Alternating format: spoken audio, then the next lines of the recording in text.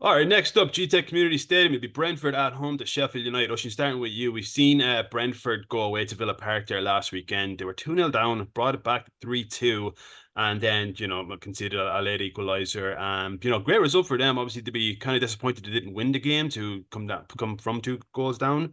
On paper, I know nothing is won on paper. This is kind of one of those games that you would think that they would kind of run away with. They've only one win in 12, though. They really need to start picking up points, and this is probably a game that they're going to look to win. Yeah, I think that goes without saying. Sheffield Yeah. United off the back of a decent draw. Well, I suppose decent draw for them and their standards.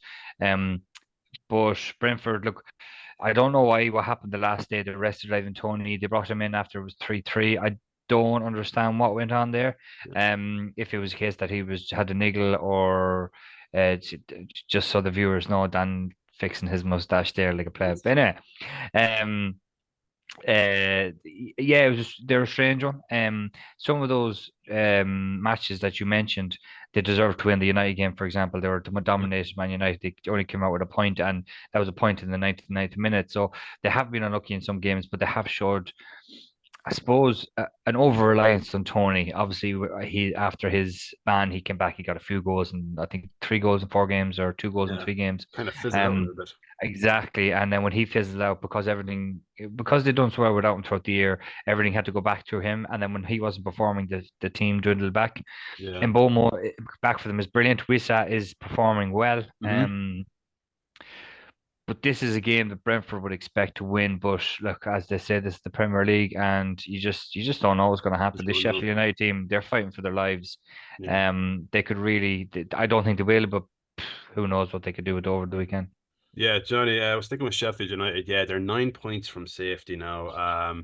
7 games to go for them. They do have a game in hand over Nottingham Forest. Yeah, it's probably too little too late for them to kind of push and really escape a relegation. Obviously, there's that Nottingham Forest points deduction still looming. Like, we don't know if Everton will get hit with another points deduction, a third one, but yeah, I just don't, I can't see it. Can't see it. Fair play to them for kind of, showing a little bit of passion over the last couple of weeks since that like 6-0 loss to Arsenal. They've kind of, really kind of pumped themselves up. But again, it hasn't been translating to wins. It's kind of just been labored draws here and there.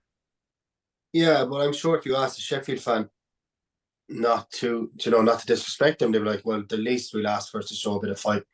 Don't go down showing nothing, Yeah. So that's what they're doing. Finally, we've been waiting all year for, will they show us something? They have in the last couple of weeks. And they have 7 games to build up a nice bit of respect. I think it is too little too late. There's a few of them fighting at the bottom. They're well off Burnley, they're well off Forest, Luton, and Everton. There's probably the four there you're looking at. Yeah. Pick two with them two potentially. So I think Sheffield are, well, I think they're gone. And I know technically they're not, but too many is too much. It's far too much for them to pick up, considering they don't have any real momentum behind them. As we Yeah. said before, momentum. It's all about real momentum at this stage of the season. Trying to build as much as you can, and they don't really have any. No, fantastic result to come back from and get a fantastic draw at the weekend. Probably their best result of the season, maybe. Yeah. So look, they've got 7 games left to really earn some pride in themselves and make their fans proud. They're And only you never 18. know, They're like, only they're only 18 goals away from conceded 100 goals in the season, so they probably want to start shoring things up at the back.